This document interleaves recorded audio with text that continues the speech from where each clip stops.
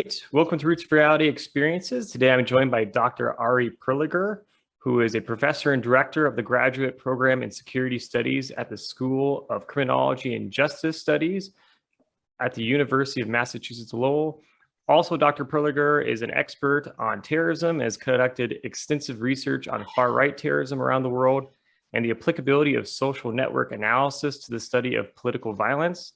Lastly, Dr. Perliger is the author of several books and articles and has conducted trainings and briefings for the FBI, CIA, and various officials of the US government and military, and his articles and interviews have appeared in various news outlets, including BBC, Newsweek, and more. So, Dr. Perliger, thank you for coming on today. Thank you for inviting me. It's a pleasure to be with you. So, just getting started, how did you first get interested in studying terrorism? That's not something that everyone drifts towards, but what about you? So, when I completed my master's degree and I was, I was looking into different areas of explorations. I completed a master's degree in political science, and at that time, I grew more and more interested in various facets of political violence. I was really interested in understanding acts of rebellions. I was interested in understanding the various characteristics of terrorist campaigns. I became more and more interested in the outbreaks of civil wars. In general, I became more and more interested in various manifestations of political violence. And the one type of warfare that really attracted my attention was actually terrorism, because there were a lot of elements in that phenomenon that seems to me somewhat counterintuitive or difficult to explain or even paradoxical. For example, the fact that in most cases when we're talking about terrorism, we're talking about a violence in which it is being perpetrated against people which the perpetrator is not familiar with. They are complete strangers for the perpetrator. It's not a personal violence. The victims of terrorism are basically just an instrument, and they are being utilized by the perpetrator for its own cause, for its own objectives. So it's one of those acts of violence where there's really complete disconnect between the perpetrator and the actual victim. They're just a tool for him. So that was one thing that I was interested in, and also I was really puzzled by the fact that in many cases terrorism is really an altruistic phenomenon. And I know that that sounds really counterintuitive and a bit weird that I'm saying that, but if you think about it, most people that are involved in criminal organizations are doing that for financial benefits, for material benefits. There's a very clear benefits for their involvement in illegal activities. When you join an organized crime organization, yes, you take risk, you engage in violence, but you also know very well that there's financial benefits for that. There's material benefits for that. When you join a terrorist organization, you take a lot of risks, you may sacrifice a lot, but nobody promises you any clear benefits from it. You basically do it for some kind of an ideological goal, for a political goal. So I was really curious about the fact that people are willing to risk their lives, are willing to make significant sacrifice for a goal that will not necessarily benefit them directly or specifically. Yeah. And finally, the last thing, I was really curious about what really pushed individuals, people to engage in many cases, in such a brutal and cruel acts of violence. What leads someone in the name of ideology to engage in such brutal violence, extreme violence? Yeah, no, I think that's a fantastic point, because it's something that I don't think enough people think about. I think usually when people think of terrorism, like, oh, these evil people that are just doing this because they're crazy. But I think it's even more interesting and complex and also disturbing about is that a lot of these people are doing acts of violence and thinking that's justified because of their political beliefs or religious beliefs, and think that this is, you know, the right thing to do. So it's interesting to think that they have a different moral perspective on what's going on in their head versus, you know, the innocent people that are being affected by it.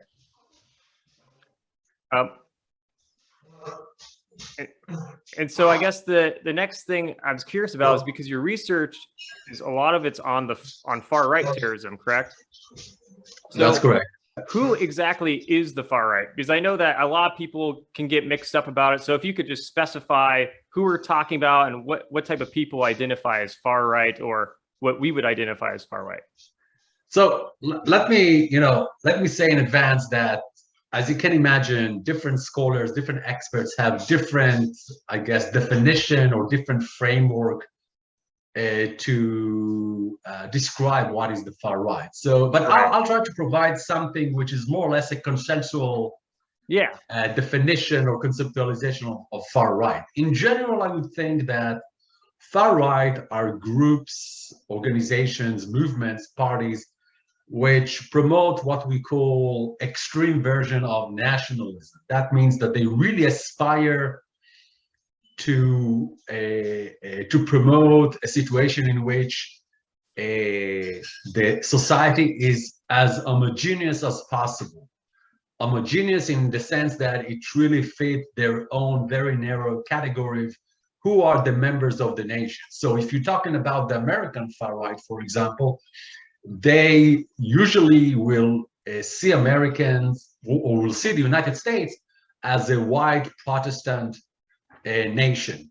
And anyone who doesn't fit that very narrow category, in their eyes, is not a true member of the American nation. This is why they are so hostile towards policies of that encourage immigration. This is why they have such significant xenophobic, racist, nativist sentiments. Basically, they're rejecting anything that is foreign, whether it's foreign people or foreign custom, foreign holidays, anything that smells of foreignness in their eyes, of course. Right. So we're talking about groups that really try to promote a very narrow definition of who is the nation and are willing to engage in many cases, in a very extreme practices against anyone who is threatening what they perceive as the true identity of the nation. So if you look at the history of the United States, for example, organizations such as the KKK, they were not just hostile towards non-whites, especially African Americans, but also other minorities, but also against Catholic, because they had a very clear definition of a Protestant nation. So that's one element. And another element, I think, that characterized the far right is really a stronger position against changes in the status quo. They have the tendency to portray the past in a very glorious way. They see progressiveness, anything that challenges status quo, as a threat to their ability to realize their own vision of how society should look like and how the nation should handle itself.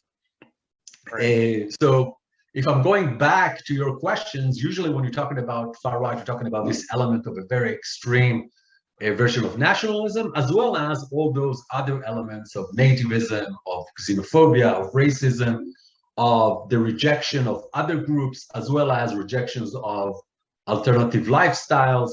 And in many cases, they also see liberal democracy as or the principles of liberal democracy as a threat to their ability to realize their ideology. Yeah, and that's, I guess, especially ironic when you think of like the American far right, considering many of them are talking about, freedom. It's like, oh, freedom to basically, become an authoritarian over everyone else. It's in this kind of weird thinking that goes on. But yeah, and so I guess it's interesting to think about, because obviously the far right has existed, for a long time, in various forms. If you're going back to like the KKK and everything. But it seems like it's starting to become popular again in the mainstream, where you're hearing a lot about it more in the news. You know, I think the past 20 years, it seems like we were always hearing about terrorism coming out of the Middle East, typically from terrorist organizations like Al-Qaeda or the Taliban. But, you know, today, it seems like now a lot of the focus is on far-right organizations in Europe and Israel and in the US. You know, I know that there's been some far-right terrorism, you know, within recent times, like the Oklahoma City bombing, for example. But it seems like this is coming back in kind of a disturbing way. What do you make of this? What's going on here? So, first of all, let me just say that I think for many Americans, for many years, terrorism was perceived as a foreign policy issue, as a foreign policy problem, right? We use different terminology such as hate crimes, bias crime, but we usually didn't talk about domestic terrorism. That was not a very common concept. So I think most Americans and many policymakers, when they thought about terrorism, when they thought about how fighting terrorism, they always thought about foreign threats, such as the jihadi groups that you mentioned, such as, you know, the left-wing terrorism of the 70s, you know, different European groups and so on. So I think several things happened in the last 20 years that really changed this perception. The first is the increase in the level of domestic far-right violence. The big jump happened in 2008. It was a combination of several factors: the election of the first African-American president, it was the economic recession, the rise of more polarized elements within the American right, such as the Tea Party. And so in general, what we've seen is in 2008 and 9, a dramatic jump. I'm talking about hundreds of percent in the number of hate crimes and in general, far-right violence. We've seen some kind of a little bit of a decline since 2012, you know, in the second term of the Obama administration. But then as we got closer to the election of 2016 and the environment became more toxic and more polarized, we see again gradual increase. And I can tell you that according to the data, in the last 2 years, we see again another dramatic jump in the level of violence. So this is one thing that I think impacted the public discourse and the acknowledgement of more and more people, including people from the government, people from academia, about the fact that this is becoming a more significant threat. I think another thing is the fact that our society became so, the American society became so polarized and so toxic that more and more people were concerned that the expansion of the American far right may lead to some kind of constitutional crisis or some kind of even increase in the level of domestic violence. I don't want to say the word civil war, but there were definitely also thinkers and scholars that also talked about the potential for that as well. And also the government became more and more aware of this growing threat and diverted more and more resources towards different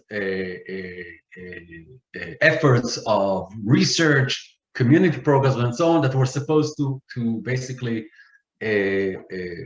shape some kind of a response to this threat. And I think the culmination of this process was the publication of the National Strategy for Domestic Terrorism that was released by the Biden administration a few months ago, when the government decided that it's a big enough of a problem that we need basically a framework of a national strategy.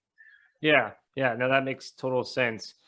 And it's interesting because you mentioned political polarization, which is clearly, I think, something that every American at this point can identify as a problem, you would think, unless you're really living in a bubble. But what do you think about the possibility of other types of homegrown terrorist organizations in the US developing as a result of this political polarization as well? Because obviously there is a divide between the right and left seemingly shifting further apart. is it potential for there to also be sort of more left-wing terrorist organizations kind of rising up to counter far-right terrorist organizations? Or what do you think of that possibility? So I'll say a few things. I think what the polarization creates is it's disincentivize our political leaders from moving to the center, right? Because there's no dividends, there's no benefits from adopting more moderate, more consensual policies or ideas. Because when the American electorate is really polarized, that means that most Americans are much closer to the extreme right or to extreme left, and the center is being depleted. That means that for our political leaders, there's incentives to adopt more extremist views, more radical views, and much less incentives to try to adopt more moderate views. And the result is that basically there's limited capability to come up with consensual policies, to get to some kind of compromise, and in general to make politics, basically to engage in these ongoing negotiations that are part of the democratic process, right, between the two parties. Now, what that means is that as more and more parts of the political systems are moving to the extreme, that may encourage, that may empower extremists to elevate their level of activism and engage in violence. Also, because of the polarization, there's a tendency to delegitimize the other side, right? To portray the other side as unpatriotic, as evil, as someone that is a threat to America, and so on. And so the toxic language that usually accompany a polarization also provide further empowerment for those who think, okay, if the other side is really the enemy, we should take arms and fight them. And you saw that mostly on the far right. There's no mistake here. Most of the violence is being perpetrated by far right groups and individuals who are committed to far right ideology. However, I don't think that we need to ignore the fact that there's also growing violent militancy on the left side of the political spectrum. Right. There's growing usage of language that delegitimize the political system, that legitimize law enforcement. So again, organizations such as Antifa and some elements of BLM, they're definitely not arrived to the point where we see the far right, but there's definitely a more willingness to engage in more extreme activities and so on. So we may get to that point eventually. Yeah. We're not there yet. In terms of the far right, and that will be my last point, it's really important to distinguish between the different parts of the far right. The far right is not some kind of a uniform movement, right? Yeah. We have various elements of a white supremacism, such as skinheads and neo-Nazis, and the more traditional white supremacists, such as the KKK. And each one of them, they have a lot of similarities, but they also have some differences. You also have what we call the anti-government groups, right? The militias, the oath keepers, the 3%ers. And these are groups that have their own distinct ideological framework. And finally, you also have more smaller groups that are really more religious fundamentalists, and they justify racist, xenophobic views through more religious interpretations and so on. So I just want to add that it's also important to remember that even within the American far right, there's different streams and different types of groups. Yeah, no, that's really interesting, because I think that, there has been, from what I've heard, some increase in sort of anti-Jewish sentiment on the left. And it's something that has been a big problem on the right for a long time. And you're starting to see it creep up on the left wing of politics as well, which kind of just shows, I guess, kind of highlights the possibility of groups becoming more radical and start sort of segregating themselves from society, from the mainstream parts of society, to develop these, really out there ideas. Has that been something that you've been seeing in your research? Yeah, so we do see some very specific outbursts of hate crime. So, for example, a result of COVID-19, right, and the pandemic, we've seen a dramatic jump in anti-Asian violence. Yeah. When you look at the data, interestingly, most of the anti-Asian violence is actually happening in fairly progressive areas in California and in the New York metropolitan area. These are the places where 80% of all the anti-Asian attacks are happening. It may be related to the fact that there's also significant communities of Asian Americans in these countries, but this is where the violence is happening. So this is one example of how special dynamics related to world affairs leads to violence against a specific group. Also, during the last war in Gaza, we see a dramatic rise in anti-Semitic attacks. And I agree with you that many of those attacks are being motivated by those who are extremely critical of Israel, by left-wing groups that are extremely critical of Israel, and many of them adopt an extreme language in terms of their critique of Israel, and eventually what we see is that it spill over into actual anti-Semitic attacks against American Jews that in some cases, in some cases, they have very little connection to the conflict in the Middle East. Nonetheless, we do see how there's a very dangerous spillover of strong criticism of Israel into some kind of a more general hatred towards American Jews. And this is something that in real time, I alerted that and said that this is something that we should definitely look at. Because unfortunately, there's a lot of experts who prefer to ignore these kind of developments because sometimes it's not so comfortable to talk about that, and it's not so in general, people feel sometimes uncomfortable to talk about these kind of specific manifestations of hatred, and I think that we need to be honest when we see these kind of developments. Yeah, well, I think that's also one of the problems of this increasingly polarized society is that more and more people become uncomfortable just talking about things that might not fit the common narrative about sort of extremist ideology and what's going on where and what groups. But if society starts to ignore those things, then they just get stronger and stronger and can become real problems. And yeah, that's definitely, I think, been an ongoing battle with people just recognizing that there's problems all over the place and we have to pay attention to all of them. Now, thinking about sort of terrorism and how to combat it, obviously the internet has changed the world in many ways.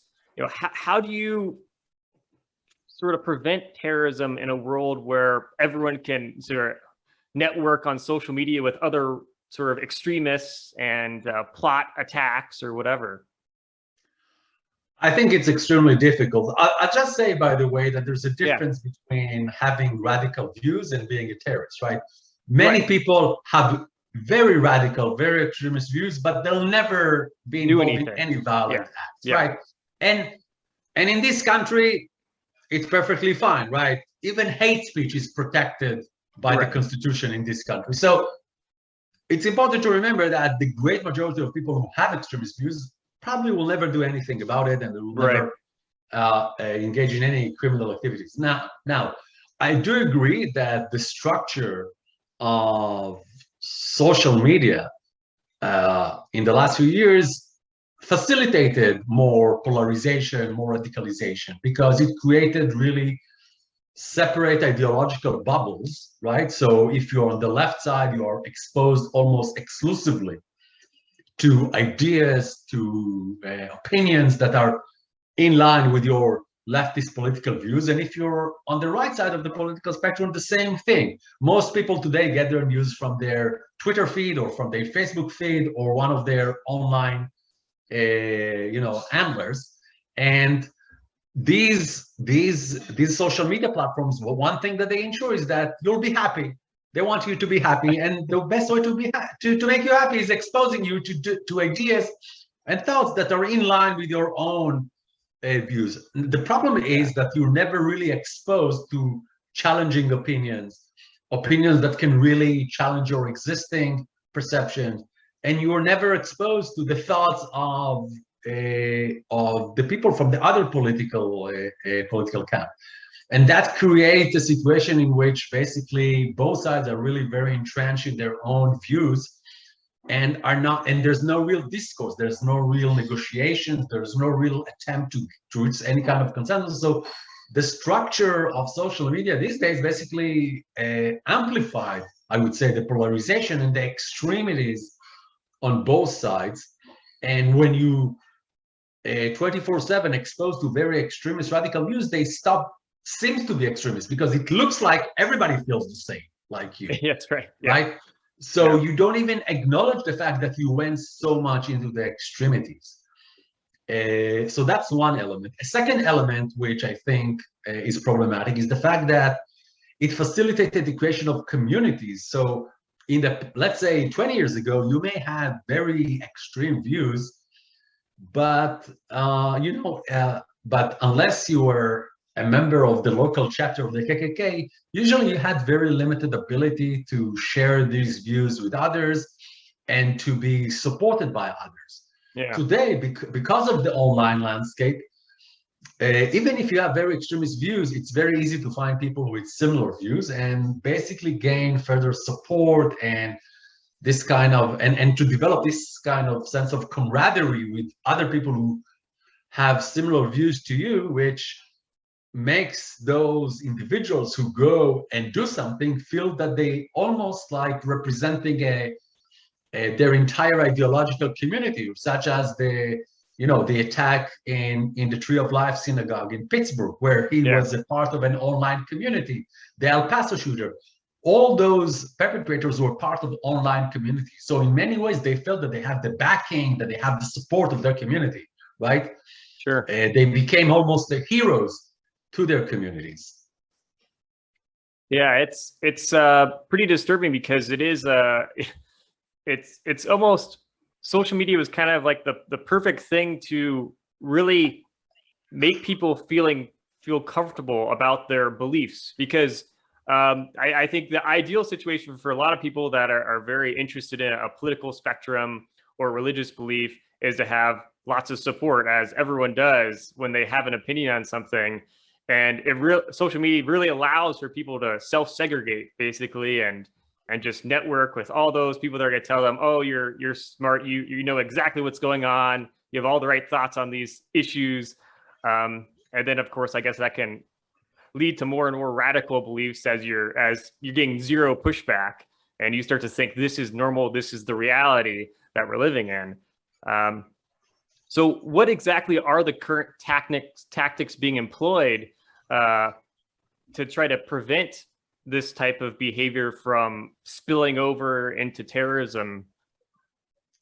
So first of all, I think there's a lot of efforts to work with communities that are more vulnerable to radicalization and help the leaders of those communities to counter these kind of extremist narratives, to work with their leaders to identify in advance, as early as possible, individuals within the communities, whether these are teenagers or youth, that start to show some signs of going through some process of radicalization. So that's one effort, all those community works. There's also significant efforts done in trying to create a more balanced marketplace of ideas. So try to put pressure on media firms and high-tech companies to be more conscious about what kind of materials they allow to be disseminated through their platforms. So we've seen, for example, YouTube that basically removed all the anti-vaxxers propaganda from its network. So it's a combination of multiple factors. It's one hand trying to ensure that the marketplace of ideas is less extreme and it's less lend itself to the dissemination of disinformation. And on the other end, to work with the actual people who are exposed to this ideology and try to work with them and with their communities to prevent them from slide and to eventually deteriorate into actual willingness to engage in violence. Also, our law enforcement, the intelligence community, of course, they are tracking all those online spaces where we see radicalization, and they try to track and identify those individuals that may take the next step and eventually engage in violence. So, whether these are forums of neo-Nazis or forum of incels or forum of some of the militias, on one hand, we talked about all the challenges that social media present, but also there are some advantages, such as our ability to monitor those digital spaces and try to understand how they operate and how they may encourage some individuals to break the law. So we can also, it also provides us some access that it was more difficult to get in the past, Yeah, sure. Yeah, right. And is there a particular age group that is most vulnerable to this type of online extremism? Are they like looking particularly at youth who are kind of isolated, people that, are a little, I guess, what would be the best word to describe it? Kind of separating themselves from the society, or is it pretty much anyone? So I think it really depends on what kind of groups you are referring to. So if we were talking, for example, about left-wing groups, traditionally left-wing groups were more balanced gender-wise, and usually they included relatively more younger people, usually students or fairly young adults. When we're looking at the far right, here the demographics is much more diverse. If you look, for example, at all the people that were arrested and indicted following the January 6th insurrections, you saw that the great majority of them were not teens. The great majority of them were people in their 40s and sometimes 50s, right, and 60s. So, and in general, that's true for the far right, where we see much more diversity in terms of the demographics of the members that participating in their activities. Yeah. Yeah, I mean, I guess it's especially because the space for sort of radical ideas to develop is now on the internet instead of just random sort of congregations of people in small towns or in cities somewhere. That it almost gave sort of these older generations that were not used to this world of the internet an ability basically to become radicalized. While I almost wonder if some of the younger generations might even be more aware of finding information online than, say, the older generations that were not exposed to the internet in their 20s and 30s. But think about that, right? If you were someone radical 30 years ago and you wanted to be active, you actually had to invest quite a lot. You had to go to the meetings of the groups, you had to participate in parades, you had to participate in marches, right? And so on. Today, the access is much easier, and the level and the resources that you need to invest are much more limited, right? So even if you have a day job, even if you have a career, even if you don't have a lot of free time, you still can be involved, right? Through the online space. That was not something that was, available 20, 30 years ago, where if you had a day job, you didn't have the time or the energy really to get involved too much in this kind. But now that you do have that possibility, it's no wonder that people that are older and have more, that already have careers and have jobs and have a day job and they have other commitments, they still find the time to be involved because, again, the investment is much more limited these days. Yeah, that's a scary thing to think about because it's everything has changed in terms of who could be a potential recruit for a movement now. When you have access to millions and millions of people just through one post on social media. But we also need to remember that there's a difference between being active online and being active in the real world, right? In some cases, we see that also in some electoral competitions lately, where people may have a lot of support on Twitter, but it doesn't always mean that they have a lot of support in the streets, right? So I think this is something that we now learn, that there's a difference between being like online supporter, which basically doesn't demand anything, and being an actual supporter, which that means that you need to invest your time and efforts and go to the places and go march and go demonstrate and so on. Sure. Not everyone's going to be investing their personal lives into it versus their digital lives. Yeah. Exactly. So as terrorism, continues to evolve with the developments of technology, what concerns you most about the future of terrorism? So I think there's a few, misconception that hopefully will make your audience a little less concerned about terrorism. That would be great, yeah. First of all, terrorism is not overly effective. Most terrorist organizations do not achieve their objectives. I would even tell you that the data shows that most terrorist organizations do not survive for long. Now, we have a selection bias because all the terrorist organizations that you are familiar with are the ones who survive for long, right? The Al-Qaeda of the world, the ISIS, but we remember them exactly because they are the outliers. Those are those who survived for decades, but these are actually very few. Most terrorist organizations, most groups, most terrorist cells do not really survive for long. And even those who survive for long, rarely you can say that they actually were really effective in gaining their objectives, right? Even after decades. So terrorism is not overly effective type of warfare. Nonetheless, in situations where there's asymmetric relations between the different groups or between the government and the groups that challenging it, terrorism is one of the most effective and available paths for organizations that want to challenge a government or other groups. Technology was always something that facilitated terrorism, right? People not aware, but the invention of the dynamite that suddenly made the handling of explosive much easier. Yeah. Right. Or the fact that the expansion of the mass media, which allowed terrorist organizations to reach millions of people very quickly, something that was not really feasible in the past. All these really provided a boost in the, to terrorist organizations. When we're looking at the future, a lot of people are concerned by the usage of weapons of mass destruction by terrorist organizations. Yeah.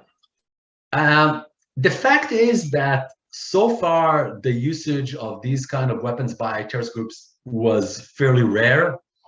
People will mention Shinrikyo and their attack on the Tokyo subway in 1995, and there were some envelopes that were sent after 9/11, some anthrax envelopes. But for the most part, terrorist organizations do not really seem to be too enthusiastic about weapons of mass destruction. And I think the main reason for that is because it's very difficult to really control the impact of your attack. It's very difficult to shape the attack so it will fit the message that you want to deliver, right? Once you release a biological agent, you have almost zero control over how it will materialize, right? And it can hurt also your constituency, right? It can hurt a lot of people that you don't want to hurt, can create a significant collateral damage. And also, when you're talking about nuclear terrorism, that nuclear terrorism basically, it's completely ineffective because it's an absolute weapon which automatically will end the organization, because that will lead to what we've seen after 9/11, basically countries which put all their efforts in the elimination of terrorist organizations, or at least undermining them.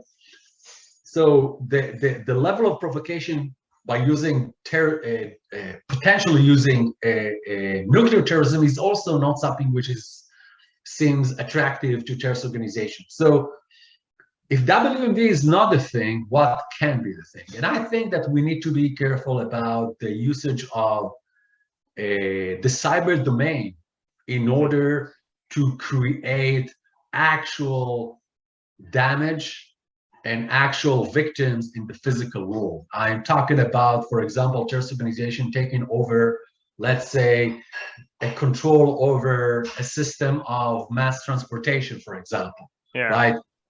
Don't want to give any ideas for anyone, but let's say they take over, I don't know, the system that runs Amtrak, for example, right?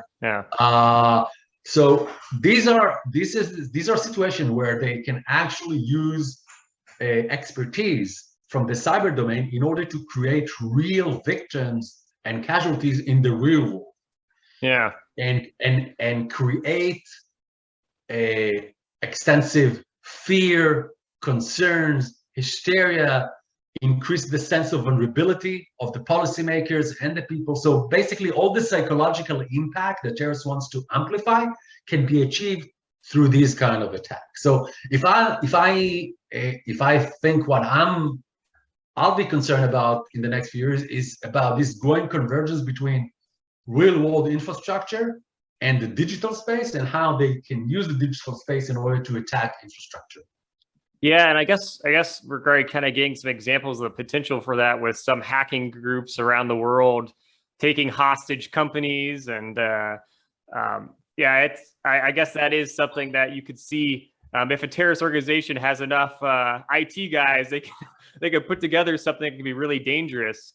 That's interesting. That makes total sense. Not something I guess a lot of people are thinking about right now, but yeah, that makes complete sense that would be the next evolutionary step.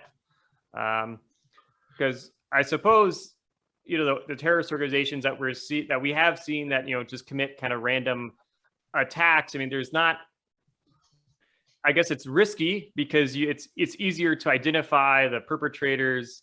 And then of course, it's I suppose it's kind of a more like you're exposing yourself more and more to society, and I guess the cyber attacks were a little bit less. Look, by doing it through the cyber, you avoid the risks of exposing the members of the organization. You don't need to invest. The investment is more limited because you don't need actual people that needs to reach to their targets. So, you know, there's a lot of operational complexities that you can avoid by using the cyber domain, right? And lastly, it's much more difficult to prove that you are the responsible for what happened, right? Yeah. Now, do you think that there are terrorist organizations that means, I know that there's some that like to claim responsibility for things. So is it more of like a certain type of terrorist organization that would use that in sort of a more hidden way of conducting attacks for some type of gain, versus the organizations that are open, like, oh, that was us, by the way, you know, trying to get attention?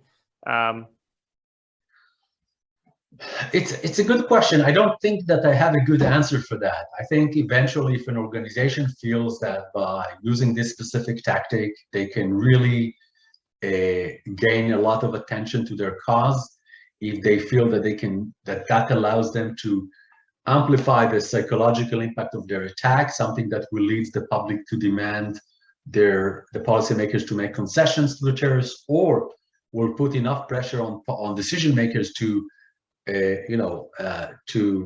on their own to be willing to compromise and to address some of the demands of the terrorists, then I don't see why they won't use it. So I think in many ways it's something that really plays into the classic methodology of terrorism as a psychological warfare, where you want to terrorize the public and the policymakers in order to really push them to be willing to make concessions.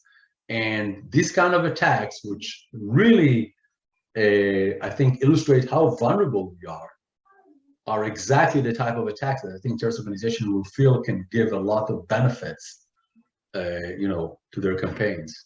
Yeah. Are there any particular terrorist organizations right now that you would say is kind of the ones that are the most concerning with their ability to adapt with the changing world? Or I think those terrorist organizations that have the resources to operate in the long term, that have the resources to develop this kind of expertise, are the ones that I'm guessing are more of a risk, right? So I'm talking about organizations that have a military infrastructure, that have civilian infrastructure. I'm talking about Hezbollah, I'm talking about Hamas, I'm talking about ISIS, I'm talking about all those organizations that have enough infrastructure and resources that they can really invest strategically in developing this kind of expertise.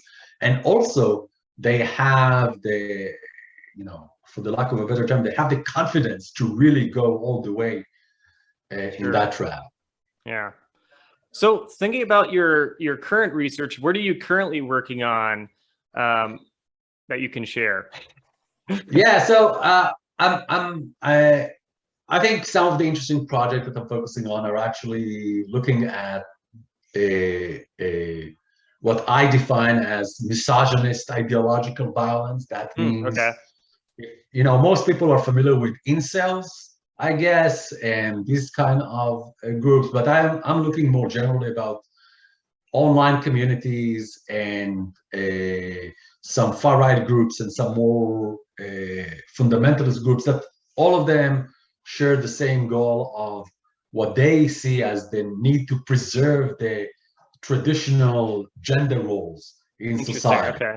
Yeah. right? So those groups are extremely hostile and extremely opposing anything that promote women empowerment, that promote women's status. So they really engage in an ideology that is extremely hostile towards women, especially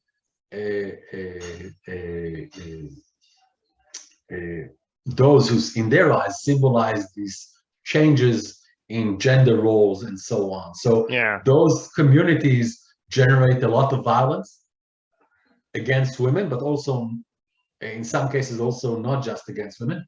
And in general, I think it's really important to follow and see what is going on within these online spaces, because and here I'm just guessing. I would think that a lot of the ideas that individuals are exposed to them in those online spaces eventually leads to domestic violence and in general other types of violence, not just incel violence, for example. So this Interesting. is one thing that we're looking at.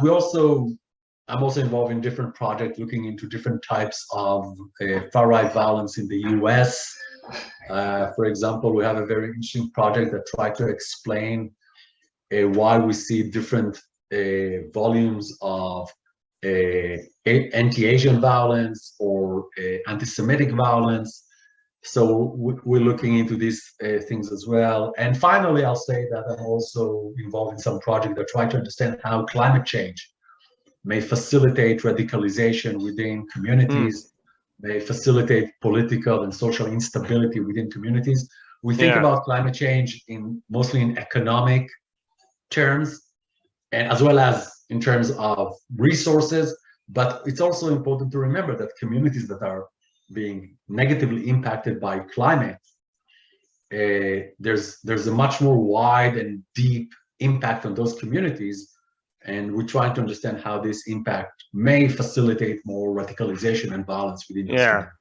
You could see how something like that could get people to react in a pretty Yeah, strong way. definitely. Yeah. Definitely. So what's the best way for people to stay up to date on your work and everything that you do? So I'll recommend my Twitter account, where I usually put quite a lot of updates about research materials, presentations, my publications, and also my opinions on different issues. Yeah. And if someone will go through my Twitter account to see that in some cases my views may anger some people, including many of my colleagues, but that's fine. That's what we do. That's right? par for the course. Yeah. So that's probably the best way to follow what I do, because I just provide through that references to my works, whether it's books, publications, op-eds, and so on. Yeah, that's perfect. So anyone who's interested can go there, and it's great that you have a free thought to that's what democracy is about. So it's good that it's good that people can find actual opinions that are what you think, and not, oh, I don't want to say this because that's part of the important thing, is being able to express what's going on in the world so we can figure it out together. So thank you again for coming on. I really appreciate it. It's a fascinating topic, and one that hopefully people will be a little bit less concerned about, but also aware of in the future. So thank you so much. It was a real fun, and Thanks again. It was a pleasure.